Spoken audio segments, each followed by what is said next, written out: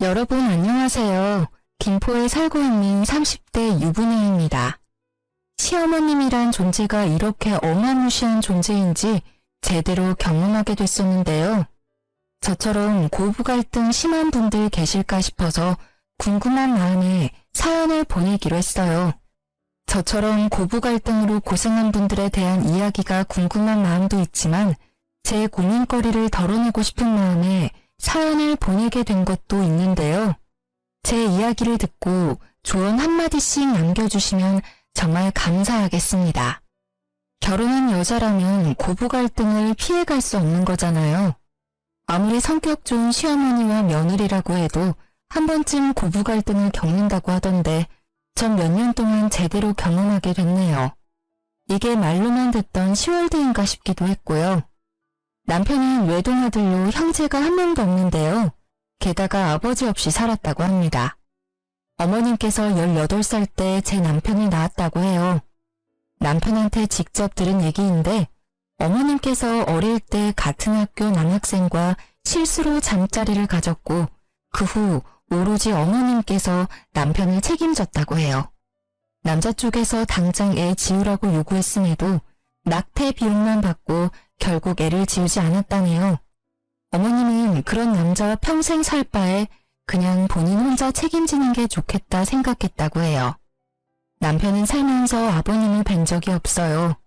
아버님 쪽에서 남편이 살아있다는 소식을 듣고 한번 만나봤으면 한다고 말했음에도 오히려 남편이 만나고 싶지 않다고 거절한 상태였어요.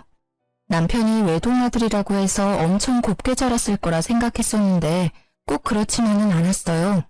오히려 남편은 의젓하고 참 착한 사람이더라고요. 남편을 보면 어머님도 참 선하고 좋은 분이겠다 싶었거든요. 전 제 시어머님 될 사람을 보고 경악을 금치 못했습니다. 혼자 아들을 키웠다고 볼 수 없을 정도로 굉장히 미인이셨고 남편 누나라고 해도 믿을 정도였어요.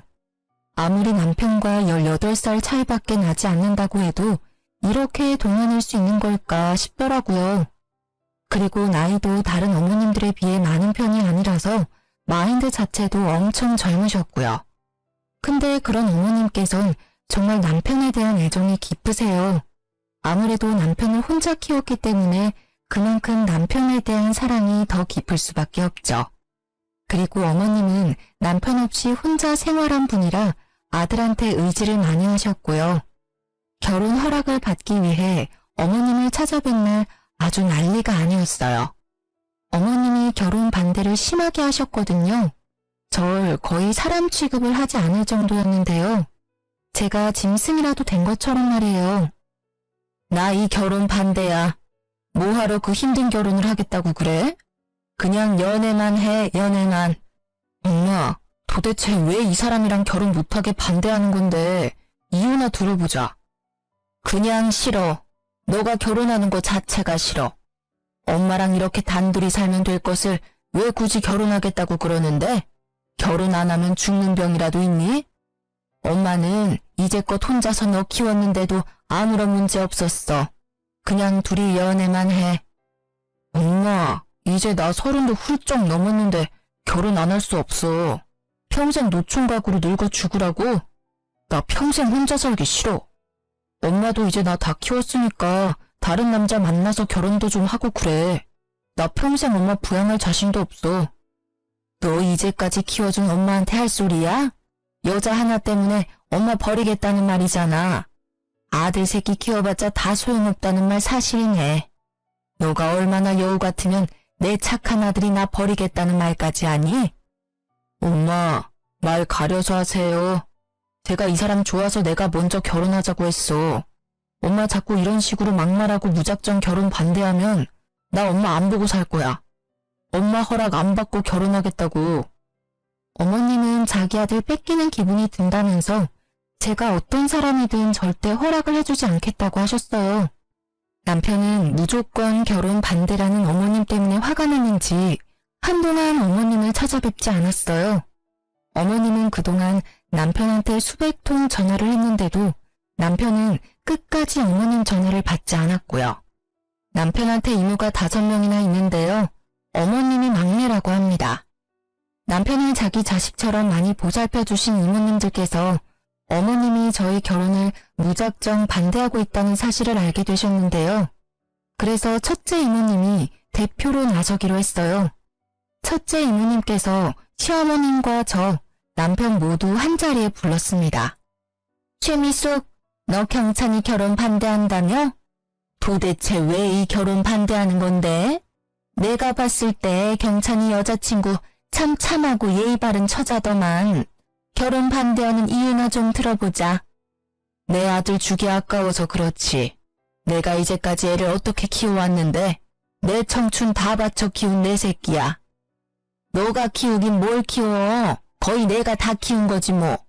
너 경찬이 낳았을 때 고작 나이가 18살이었어. 그 당시 내 나이는 30살이었고 18살 때 너 사춘기 심하게 왔을 때라서 경찬이 거의 돌보지 않고 놀기 바빴잖아. 그래서 집에 혼자 있는 경찬이 불쌍해서 내가 다 키웠어. 너가 이제까지 경찬이를 위해서 해준 게 뭐가 있다고 결혼 반대하고 지랄이니? 언니, 말 참 섭섭하게 한다. 그래, 언니 말대로 나 경찬이 낳기만 했지 언니가 거의 다 키운 놈이야. 그래도 내 배 아파서 난 내 새끼인데 내가 결혼 반대도 못해? 경찬이 평생 이렇게 너 옆에 끼고 살겠다고? 너 진짜 욕심 과하다. 너 하나 행복하겠다고 아들 행복까지 뺏으면 어쩌자는 거야? 너 그렇게 욕심 많은 상태로 늙으면 추하다는 소리밖에 못 들어. 경찬이가 우리한테도 결혼 허락 받으러 왔을 때 울더라. 너 때문에 힘들다고. 지금 이 여자친구랑 결혼 못하면 평생 후회할 것 같다더라. 그러니까 너 욕심 덜어내고 허락해줘. 내가 봐도 좋은 애 같아. 이모님들 도움 덕분에 저와 남편은 결혼할 수 있었는데요. 결혼 허락을 받는 것부터 순탄치 않았지만 그래도 무사히 결혼할 수 있었어요. 그렇게 남편과 결혼한 뒤로 한동안 별 문제 없이 잘 지내고 있었는데요. 결혼 생활을 하면서 느낀 점 한 가지가 있는데 그건 어머님이 정말 인기가 많다는 거였어요. 아까 말한 그대로 제 시어머님은 다른 어머님들에 비해 젊기도 하고 워낙 미모가 아름다운 분이시라서 항상 주변에 남자가 많았어요. 끼도 엄청 많으신 분이라 남자들이 좋아할 수밖에 없겠더라고요. 결혼하고 나서 어머님이 저한테 마음이 어느 정도 열렸을 때 어머님께서 술김에 저한테 말씀해 주신 게 하나가 있는데요. 어머님께서 제 남편 몰래 만난 남자가 엄청 많았다고 했어요. 아무래도 남편이 학생일 때는 한창 예민할 때니까 엄마가 연애한다고 하면 싫어할 수 있을 거라 생각해서 최대한 연애하는 걸 비밀로 했다고 해요. 어머님이 남편 키울 때 일을 잠깐 쉬신 적이 있었는데 그 당시 사귀고 있던 남자친구가 생활비 전액 다 지원해줄 정도로 능력 좋은 남자들 위주로 만났다네요. 지금은 남편한테 숨기지 않고 연애를 자주 하고 계신답니다. 남자친구가 생길 때마다 명품 선물을 엄청 받아오세요. 저도 살면서 본 적이 없는 비싼 명품 가방을 받아올 때도 있습니다. 그러던 어느 날 어머님이 진지하게 만나고 있는 남자친구가 있다고 하시더라고요. 회사 경영하고 있는 CEO인데 연매출이 어마어마하더라고요. 그 남자친구를 소개해주고 싶다길래 저희 부부는 바로 만나겠다고 했습니다. 아, 안녕하세요. 미숙 씨한테 얘기 많이 들었습니다. 들은 대로 아드님이 너무 잘생기셨네. 그렇죠? 제 아들 저 닮아서 인물이 훤해요. 안녕하세요. 저도 엄마한테 얘기 많이 들었어요. 우리 엄마가 아직 철이 없지만 그래도 착해요. 앞으로 우리 엄마 잘 부탁드립니다. 걱정하지 마세요. 저 말고 우리 미숙 씨 누가 책임지겠습니까? 아, 옆에 계신 분은 그 말로만 듣던 며느님이시구나. 며느님이 미숙 씨보다 더 미인인데? 빈말이라도 감사합니다. 어머님 남자친구께서 제 칭찬을 해주시며 분위기를 띄워줬어요. 특히 남편과 성격이 정말 잘 맞더라고요. 게다가 남자친구분께서 운영하고 있는 회사가 남편이 요즘 관심을 갖고 있는 사업 분야와 관련이 있는 회사라서 말이 정말 잘 통하더라고요. 남편과 저, 어머님의 남자친구 세 사람은 웃으면서 재미있게 대화를 나누고 있는데 어머님 혼자만 표정이 안 좋으셨어요. 그래서 표정이 안 좋은 이유를 물어봤는데요. 어머님, 표정이 안 좋으세요. 어디 불편한 거라도 있으세요? 그러네. 엄마 어디 아파? 아프면 내가 약이라도 사줄까? 내가 얘보다 못생겼어요? 뜬금없는 어머님의 물음에 남편, 어머님의 남자친구, 저 모두 당황했어요.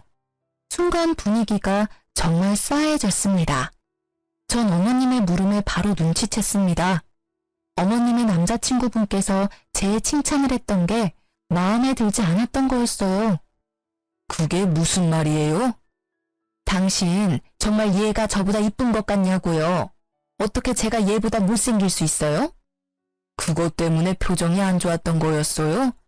당연히 우리 미숙 씨가 예쁘죠. 맞아요. 당연히 어머님이 더 아름다우시죠. 그냥 인사치레로 하신 말씀이시니까 너무 신경 쓰지 마세요. 야, 너 지금 이 사람이 너 칭찬 좀 했다고 너무 기고만장하지 마. 엄마, 왜 그래? 오늘 좀 예민한 것 같네? 예민하긴. 내가 틀린 말 한 것도 아닌데. 가뜩이나 얘가 내 아들 뺏어가서 그것 때문에 기분 언짢은데 이제 내 남자친구까지 뺏어갈 작정이네. 괜히 소개해준 것 같아. 우리 그냥 가요. 얘랑 더 이상 같이 있기 싫어. 어머님 질투가 또 도졌어요. 어머님의 남자친구가 제 칭찬한 게 그렇게 마음에 안 드셨나 봐요. 결국 어머님은 저희 부부를 두고 남자친구만 데리고 나가셨습니다. 너무 황당한 이유로 저한테 무작정 화를 내신 어머님 때문에 어이가 없던 저와 남편은 한참을 멍하니 가만히 앉아만 있었을 정도로 기가 막히더라고요. 그 뒤로 제가 몇 번 전화를 했었는데 어머님이 제 전화를 끝까지 안 받더라고요. 그래서 남편이 어머님 남자친구한테 전화해서 그날 이후 어떻게 됐는지 물어보게 됐는데요. 남자친구분께서 어머님 성격 하나 받아주기 너무 힘들다고 하셨어요. 며느리한테까지 심하게 질투하는 여자, 이제까지 살면서 처음 봤다고 해요. 그날 어머님께서 남자친구 되시는 분을 엄청 쥐잡듯이 잡았다고 합니다. 이 나이에 무슨 부귀영화를 누리겠다고 얼굴만 이쁘지 질투 많고 아무것도 없는 여자를 왜 만나고 있었을까 현타가 심하게 와서 남자 쪽에서 헤어지자고 했다네요. 어머님께선 며칠 동안 남자친구를 붙잡기 위해 엄청 애를 썼지만 남자친구는 마음을 돌리지 않았다네요. 그 당시 어머님 남자친구였던 분께서 저희를 만난 날 하나로 헤어지기로 마음먹은 건 아니었다고 해요. 회사 여자 직원과도 연락을 못하게 나갔을 정도였다고 합니다. 그래서 그게 쌓이고 쌓이다가 며느리한테까지 질투하는 걸 보고 있는 정 없는 정 모두 떨어져서 헤어지자고 말한 거였다네요. 근데 어머님은 그 이유도 모르고 끝까지 저 때문에 헤어진 줄로만 알고 계십니다. 이때 만나던 남자친구와 헤어지고 난 뒤 언제 그랬냐는 것처럼 다른 남자친구 만나서 연애하셨어요. 저한테 삐져있던 마음도 자연스럽게 풀렸는지 이젠 제 전화도 잘 받으시고 웃음이 많아지셨어요. 어머님이 남자친구 바뀔 때마다 저희한테 소개하고 싶다고 말씀하셨는데 오히려 저희가 거절했어요. 또다시 어머님 질투를 느끼고 싶지 않았거든요. 근데 이보다 더 큰일이 있을까 싶었는데 더한 일이 저희 부부한테 찾아오게 됐어요. 저희 부부는 맞벌이로 생활하고 있어요. 남편은 작은 중소기업에서 일반 사원으로 일하고 있는데 전 나름 유명한 회사에서 차장으로 일하고 있는데요. 그래서 남편과 제 월급이 두세 배는 차이가 나는 편이에요. 그렇다고 남편이 돈을 못 벌진 않아요. 남들보다 연봉이 적은 편이 아닌데요. 근데 어머님은 그게 마음에 들지 않았나 봐요. 아무래도 자기 아들보다 며느리가 사회에서 더 잘 나가는 것처럼 보이니까 자기 아들이 기죽으면 어쩌나 걱정하시는 게 눈에 보였어요. 그리고 같은 여자로서 현재 본인은 집에서 놀기만 하고 모아둔 돈도 많지 않은 반면 며느리는 직장에서 어느 정도 위치가 있고 돈도 잘 버니까 자격지심이 있으셨나 봐요. 처음엔 어머님이 그런 마음을 가지고 있다는 걸 전혀 티내지 않았어요. 근데 제가 연봉이 자꾸 오르고 잘 나가는 것 같으니까 그게 약이 오르셨나 봐요. 근데 정작 남편은 그런 거에 있어서 자격지심 전혀 없고 오히려 절 응원해주고 지지해줍니다. 어머님은 어느 순간부터 저한테 요구하는 게 점점 늘어났어요. 용돈을 달라는 횟수가 늘고 게다가 엄청 큰 액수를 가진 선물도 서슴없이 사달라고 했어요. 이진아, 나 다음 달에 친구들이랑 필리핀에 놀러 가기로 했는데 내가 돈이 부족해서 말이야. 나 100만 원만 줄 수 있니? 네? 100만 원이요? 어머님, 저 지금 그렇게 큰 돈 없어요. 그리고 제가 지난달에 어머님께 50만 원 용돈 드렸잖아요. 야, 그 돈이 아직도 살아있겠니? 내가 일도 하는 사람도 아닌데 고작 50만 원 받았다고 그걸 그대로 모아놨겠냐고. 시엄마한테 100만 원도 주기 아까운 거야? 아까운 게 아니라 지금 어머님께 당장 드릴 100만 원이 없어요. 갑자기 100만 원 달라고 그러시면 어떡해요. 너 돈도 그렇게 잘 버는 애가 고작 100만 원이 없다고 하면 어떡해? 너 그 많은 월급 도대체 어디에 쓰는 거니? 아니면 있으면서 없는 척이라도 하는 거야? 돈 있으면 있는 대로 저축해요. 월급도 받으면 절반 이상 무조건 저축하고요. 한 달에 쓸 생활비만 딱 빼놓고 무조건 저축하는 습관이 있거든요. 그래서 여윳돈이 없어요. 정말이야? 너 지난번에 친정집에 이것저것 사다 주는 것 같던데? 그럼 그건 뭔데? 친정엄마가 최근에 몸이 너무 안 좋아지셨거든요. 그래서 홍삼 한약 맞춰준 게 전부예요. 저 우리 친정집에만 이것저것 해주지 않아요. 오히려 해줬으면 어머님께 더 해드렸어요. 지난번에 50만 원 드린 거 말고도 자주 용돈 드리잖아요.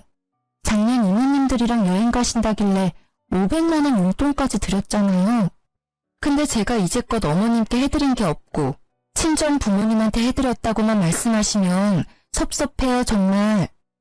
그러지 말고 100만 원만 좀 줘봐. 나 이미 애들이랑 필리핀 놀러 가기로 약속했단 말이야. 아, 제발. 어머님 명품백 하나 팔아서 다녀오시면 되겠네요. 그리고 지난번에 첫째 이모님께서 어머님께 용돈 주셨다면서요. 야, 주기 싫으면 주기 싫다고 말을 해. 더럽고 치사해서 너한테 100만 원 안 받고 만다. 회사에서 차장으로 일하고 있다는 애가 왜 이렇게 치사하게 누냐?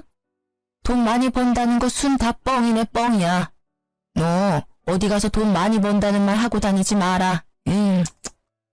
어머님은 절 졸지에 쫌생이로 만들었습니다. 아무리 돈을 많이 버는 사람이라도 항상 시중에 몇백만 원씩 가지고 있는 게 아니잖아요.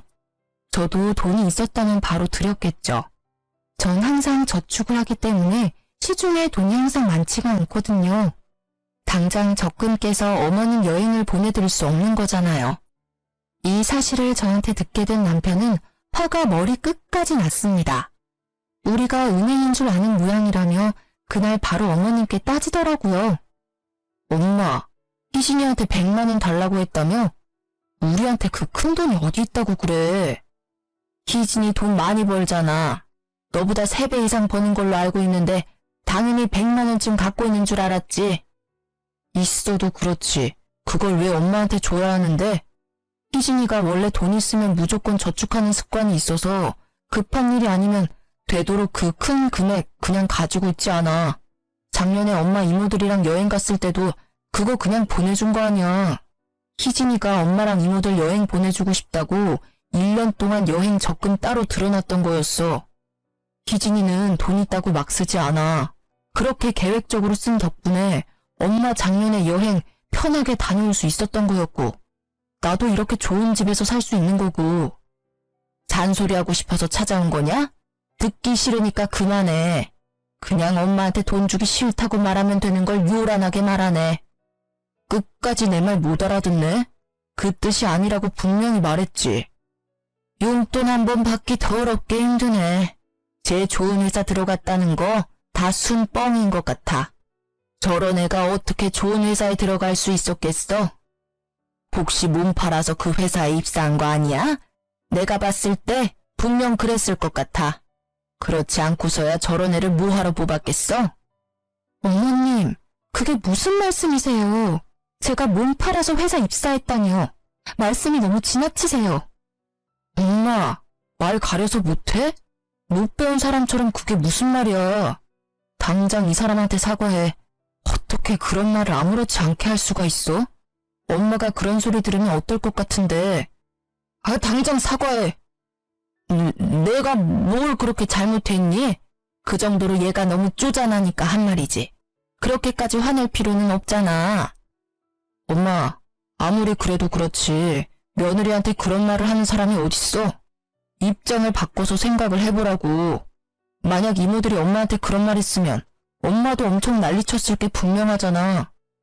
난생 처음으로 전 어머님께 큰 소리를 내고 말았습니다. 남편도 정말 무섭게 화를 냈었고요. 두 사람이 이렇게 화를 내면서 달려드니까 어머님은 처음으로 당황한 모습을 보이셨어요. 본인이 한 말이지만 본인도 선을 넘었다는 것을 인지했는지 결국 마지못해 사과하시더라고요. 이날 사건 이후로 한동안 어머님과 대면대면하며 지냈어요. 사실 제가 크게 상처를 받았었거든요. 어머님도 본인이 잘못한 걸 알고 있지만 자존심이 있어서 제가 먼저 연락하지 않으면 먼저 연락하거나 그러진 않으시더라고요. 한참 지난 후에 어머님이 이모님들과 단체로 건강검진을 받은 적이 있었는데요. 그 뒤로 검진 결과가 나올 때가 됐을 무렵에 어머님께서 근심 걱정 가득한 표정으로 저와 제 남편을 찾아온 적이 있어요. 살면서 어머님의 그런 표정을 본 적이 없기 때문에 저희는 당연히 걱정됐죠. 어머님, 무슨 일 있으세요? 얘들아, 나 유방암이란다. 지난번에 너희 이모들이랑 같이 건강검진 받은 거 알고 있지? 나만 유방암이래. 어쩌면 좋니? 네? 유방암이라고요? 그럼 당장 치료 받으셔야죠. 왜 그걸 지금 말씀하세요? 돈이 있어야 수술을 하지. 희진아, 혹시 돈 있으면 내 수술비 빌려줄 수 있니? 내가 수술 받을 돈이 없어서. 당연히 드려야죠. 자기야, 지금 당장 어머님 모시고 병원에 가. 주말도 입원 가능하겠지? 아니야, 이모가 같이 가준다고 했어. 내 통장으로 입금만 미리 해주면 우리가 알아서 할게. 너무 걱정 마. 그래도 우리가 같이 가는 게 마음 편한데. 아니야, 너희들이 있으면 내가 마음이 안 편해서 그래. 내가 수술 받고 난 뒤에 좀 괜찮아지면 그때 병원으로 부르든지 할게. 알았지? 어머님은 우리가 병원에 같이 있으면 오히려 불편하다고 끝까지 다음에 오라고 하셨습니다. 이모님이 같이 가신다는 말에 그 말만 믿고 저희는 기다리고 있었는데요. 그런데 분명 수술 받은 날짜가 한참 지났음에도 어머님이나 이모님들께서 전화가 없으시길래 잘못된 일이라도 있는 걸까 걱정되는 마음에 그대로 어머님께 바로 전화했습니다. 근데 어머님이 전화를 받지 않았어요. 그래서 어머님과 같이 병원에 같이 있기로 한 첫째 이모님께 바로 전화했었는데요. 희진이니? 오랜만이네. 안녕하세요, 이모님. 어머님 수술은 잘 받으셨어요? 연락이 없길래 무슨 일 있는 건가 걱정돼서 연락드렸어요. 어? 수술이라니? 너희 시엄마 수술 받은 적 없는데? 수술 받는다고 했어? 지난달에 어머님이랑 이모님들 다 같이 건강검진 받으셨잖아요. 그때 유방암 진단 받으셨다고 당장 수술 받아야 한다면서 저한테 수술비 받으셨거든요.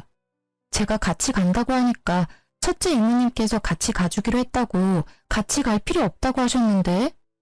무슨 소리야. 걔 완전 건강하다고 결과 받았었는데. 얘 어제 나랑 통화 한 번 했었거든? 어제 술 마시고 노래방까지 갔던데 아주 이 계집애 너한테 수술한다고 뻥치고 그 돈으로 이제까지 실컷 놀았나 보네. 네? 유방암이라고 당장 수술 받아야 한다고 하셨는데. 유방암은 무슨 개뿔. 내가 진짜 답답하다 답답해. 그런 일이 있었으면 나한테 먼저 연락해서 물어보지. 너도 바보같이 그걸 다 믿고 그대로 돈 줬어? 아유, 일단 알겠어. 내가 너 시엄마한테 모른 척하고 전화해서 자리 한번 마련해 볼게. 일단 너도 가만히 있어봐. 첫째 이모님은 말씀으로는 저희 어머님은 완전 건강하다고 합니다. 유방암 진단 받은 적도 없었고요. 전 그 말을 듣자마자 천불이 났습니다.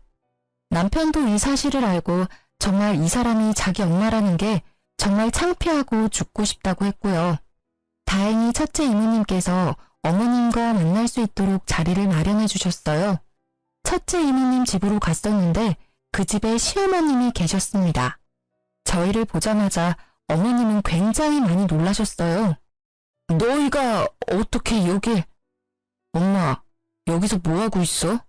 지금 병원에 있어야 할 사람이 왜 여기에 있냐고. 어머님, 당장 이게 어떻게 된 상황인지 설명해 주세요. 언니가 얘들 여기로 불렀어? 야, 너 애들한테 거짓말이나 하고 지금 뭐 하는 짓이야? 뺏을 돈이 없어서 자식들 돈을 뺏어? 아이고 더럽다 더러워.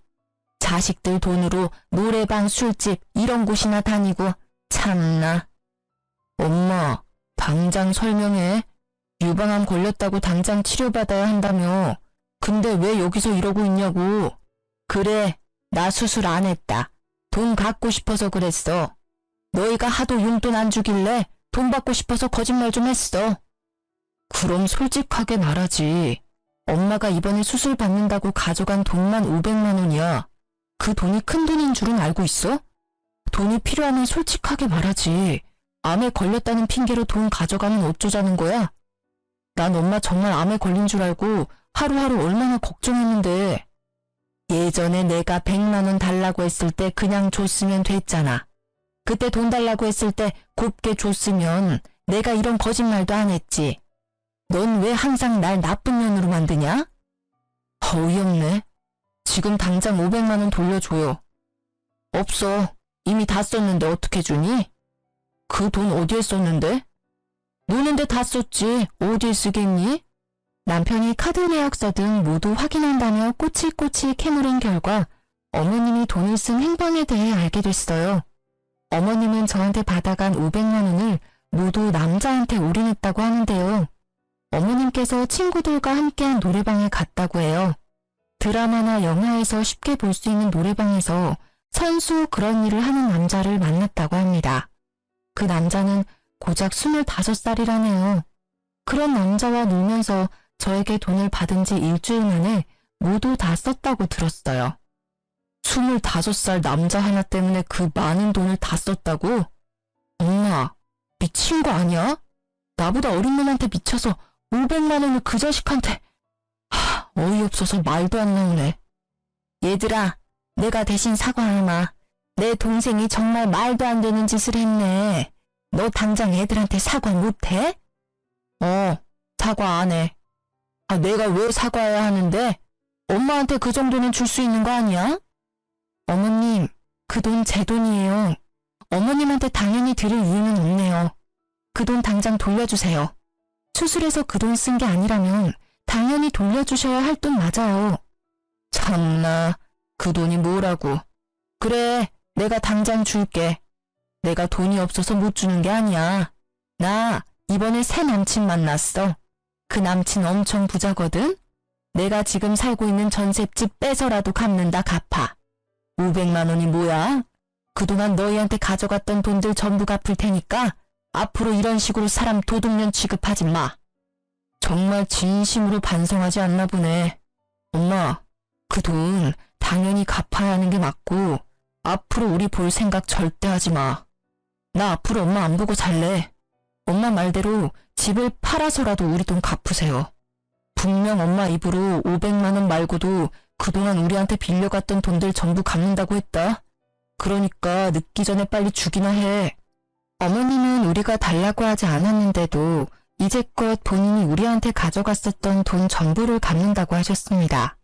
남편한테 그 돈 전부 받아도 괜찮은 걸까 물어봤었는데 이제 엄마 안 보고 살 거고 어차피 남이 된 마당에 그 돈 맞는 게 맞다며 모두 받자고 했습니다. 남편은 어머님께 많이 실망하고 있는 정 없는 정 모두 떨어졌다고 하네요. 중간에서 지켜보고 있던 이모님께서도 차라리 보고 살지 말라고 그게 우리한테 좋을 것 같다고 하셨어요. 이날 이후 약 한 달이 지난 후 어머님이 제 통장에 1억이란 돈을 입금하셨는데요. 어머님이 본인 입으로 말한 그대로 전셋집을 내놓았다고 하더라고요. 그렇게 돌려받은 전세금을 그대로 저한테 전부 주신 거였는데요. 돈이 입금된 이후 바로 문자가 왔습니다. 이 돈 받고 꺼져라. 앞으로 어디 가서 내 며느리 아들이라고 말하고 다니지 말거라. 너희 말대로 우리 앞으로 보고 살지 말자. 나도 나 지켜줄 남자 잘 만나고 있으니 너희는 평생 그렇게 쪼잔하게 잘 살렴? 이런 내용으로 문자가 왔었어요. 참 유치하기 짝이 없습니다. 남편이 이 내용 그대로 어머님께 문자 받았다고 합니다. 이모님 말로는 어머님보다 5살 많은 회사 사장이라고 하는데요. 어떤 일을 하는지는 잘 모른다고 해요. 근데 이모님들이 보기에 관상이 안 좋다고 하시더라고요. 팔뚝에 문신이 한가득 있고 게다가 건들건들하게 다니는 걸 보니 건강한 일을 하는 사람은 아닌 것 같다고 했어요. 그래도 입고 다니는 옷이나 끌고 다니는 차를 보니까 돈이 많은 사람처럼 보인다고는 했어요.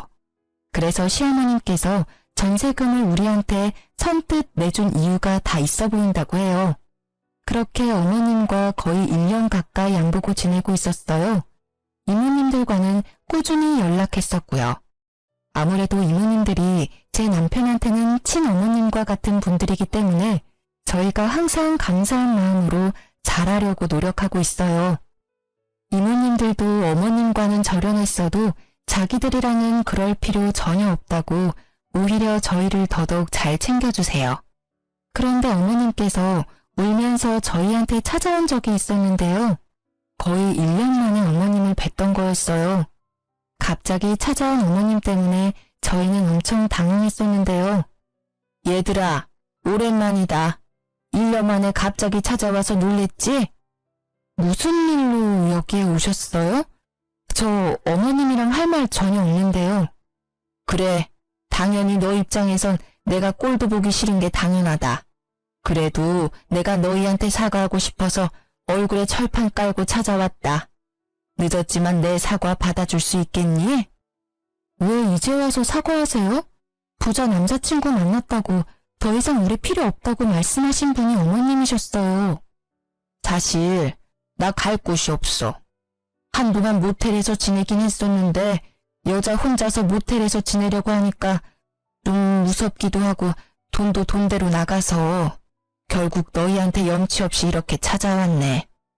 어머님, 저희 어머님 사과 받아줄 생각 죽어도 없고 앞으로 이렇게 찾아오는 일 절대 없었으면 해요. 당신 생각은 어때? 나도 그렇게 생각해. 엄마, 아니, 아주머니, 당장 나가주세요.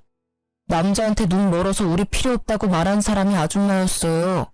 돈 많은 남자친구는 어디에 두고 왜 저희한테 찾아오신 거예요? 본인 집까지 팔아서 그 돈 저희한테 전부 줄 때는 언제고. 나 사기당했다.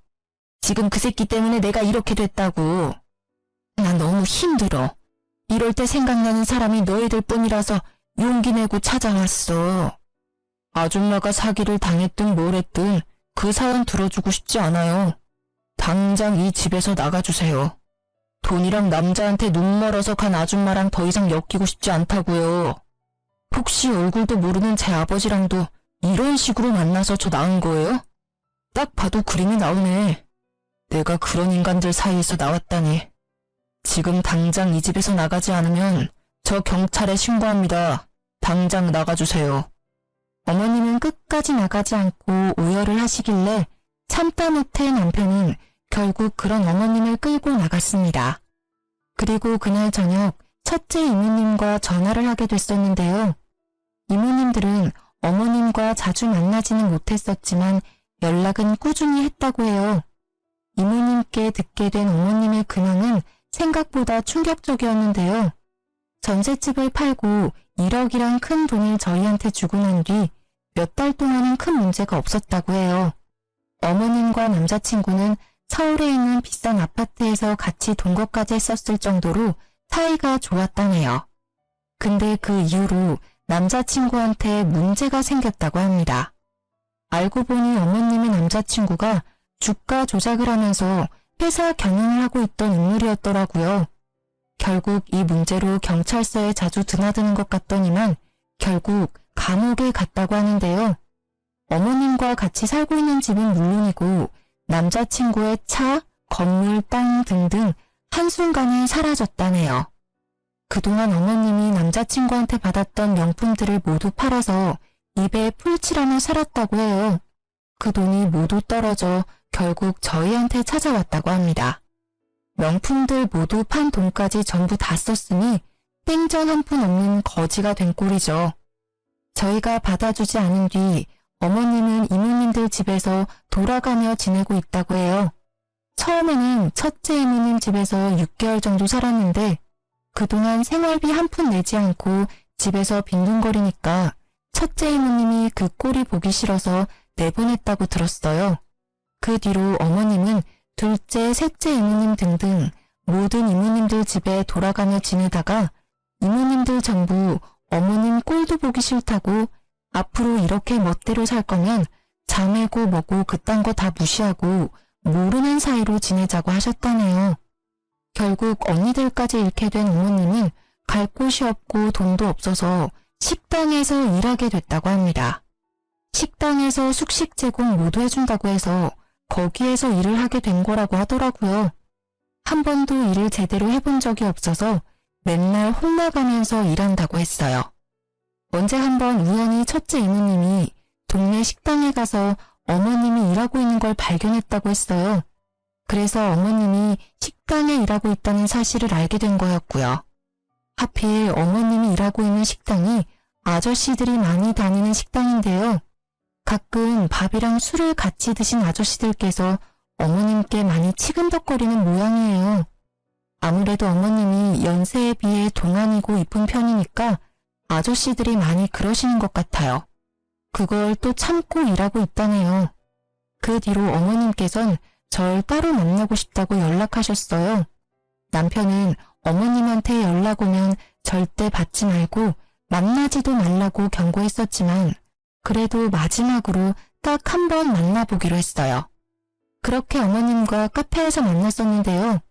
오랜만에 어머님을 뵀던 거였는데 살이 엄청 빠지셨고 어디 아픈 사람처럼 보였어요.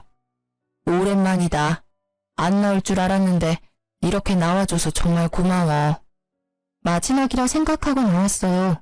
무슨 일로 만나자고 하신 거예요? 그게 아니라 너가 내 말을 믿을지는 모르겠지만 내가 정말로 암 판정을 받았어. 유방암 2기 정도라고 하는데 지금 당장 수술이 필요하다고 하더라고. 근데 너도 알다시피 내가 돈이 하나도 없어. 그래서 병원 치료 받을 수가 없는데 혹시 괜찮다면 병원비 좀 빌려줄 수 있니? 어머님, 또 돈 달라고 저 부르신 거예요? 예전이랑 같은 수법으로 저한테 돈 달라고 하시네요. 그때도 유방암 걸렸다고 저한테 돈 빌리셨잖아요. 그 말을 또 믿으라는 건가요? 돈이 필요하면 색다른 방법으로 빌리시지 또 암에 걸렸다고 하시면 어떡해요? 정말 암 맞아.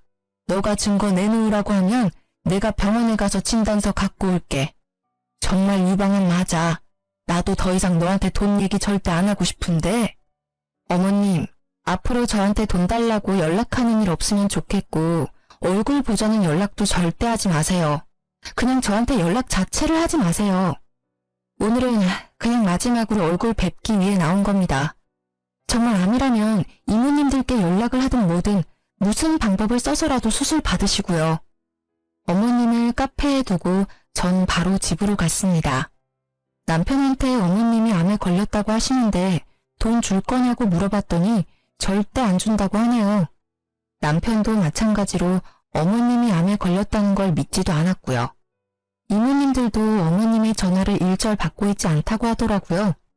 이모님들도 어머님한테 하도 당한 게 많아서 진절머리가 난다고 하더라고요.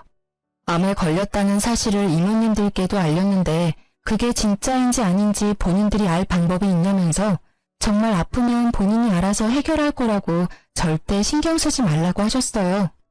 그 뒤로 어머님이 어떻게 살고 있는지는 전혀 모르는 상태인데요. 워낙 미모가 출중하신 분이라서 새로운 남자친구를 만나 잘 지내고 있을지 수술을 받았을지 모르겠지만 식당에서 고생이란 고생은 전부 하신 분이라서 예전처럼 남자 만나기는 쉽지 않을 것 같아요. 실제로 식당에서 일한 뒤로 한 번도 남자친구를 만나지 못했다고 하는데 지금은 어떻게 됐을지 모르겠어요. 부모와 자식이 절연하며 지내는 게 정말 가능한 일인지 상상이 안 갔었는데 그런 말도 안 되는 일이 저희한테 생길 줄은 전혀 몰랐어요.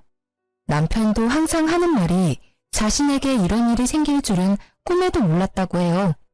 이모님들과 명절 때마다 만나 뵙고 있는데 만날 때마다 저희한테 항상 하시는 말씀이 부모 하나 잘못 만나서 이게 무슨 고생이냐면서 항상 저희를 안쓰럽게 바라보세요. 남편은 그런 이모님들은 엄마라 생각하고 살겠다며 말하고요. 저도 남편처럼 이모님들이 제 시어머님이라 생각하고 최선을 다해 잘하고 있습니다. 이모님들도 여전히 절 많이 이뻐하시고요. 사람은 욕심이 끝도 없다고 하는데 욕심이 너무 과하면 결국 화를 부르는 것 같아요. 저도 이번 일 계기로 욕심을 적당히 부리며 살아야 되겠다는 다짐을 하게 됐습니다. 그리고 최근에 저희 부부한테 좋은 일이 생겼는데요. 제가 얼마 전 임신하게 됐다는 거예요. 이제 한 달 조금 넘은 상태라 한창 조심해야 할 때입니다. 예전에 임신하고 싶어서 엄청 노력했었는데 임신이 안 됐었거든요. 근데 요즘 몸과 마음이 다 편해서 그런지 임신이 바로 돼버렸어요. 그리고 남편도 회사에서 일을 잘한 덕분에 연봉도 쑥쑥 올랐고 조만간 승진도 가능하지 않을까 싶어요. 그리고 저희는 아기가 생긴 김에 조금 더 넓은 집으로 곧 이사할 예정이에요. 요즘 좋은 일이 차례대로 진행되고 있어 정말 행복해요. 어머님과 그런 일이 있게 된 건 정말 안타까운 일이지만 그 일이 해결된 이후로부터는 저희 부부에게 좋은 일만 가득 생겼습니다. 고부 갈등은 살면서 해결할 수 없는 숙제라고 하잖아요. 결혼하기 전까지 크게 와닿는 부분이 전혀 없었는데 이번 일을 통해서 그 말이 정말 맞다는 것을 제대로 경험했습니다. 전 딸 같은 며느리, 친정엄마 같은 시어머님, 그런 말 절대 믿지 않습니다. 저와 마찬가지로 유부녀라면 다들 믿지 않으실 거예요. 시집간 친구들도 현재 고부 갈등으로 엄청 고생하고 있어요. 그 친구들이 하는 말이 제가 정말 부럽다고 합니다. 시어머니 때문에 받을 스트레스를 이제 더 이상 받지 않아서 좋겠다면서요. 남편이 어머님을 평생 보지 않는다는 사실이 마음 아프지만 그렇게 철없는 어머님과 평생 살면서 고통스러울 바에 안 보고 사는 게 좋지 않을까 싶어요. 전 이제 앞으로 죄책감 이런 감정 느끼지 않고 제 아이와 남편에게 집중하면서 행복하게 잘 살아보려고 합니다. 지금까지 저의 길고 답답한 사연을 들어주신 분들께 감사하다는 말씀 드리고 싶어요. 저처럼 고부 갈등을 제대로 겪고 있는 분들께 힘내라는 말씀 전하고 싶어요. 그리고 우리나라 며느리들 항상 힘내고 기죽지 않았으면 좋겠다는 말 전하고 싶습니다.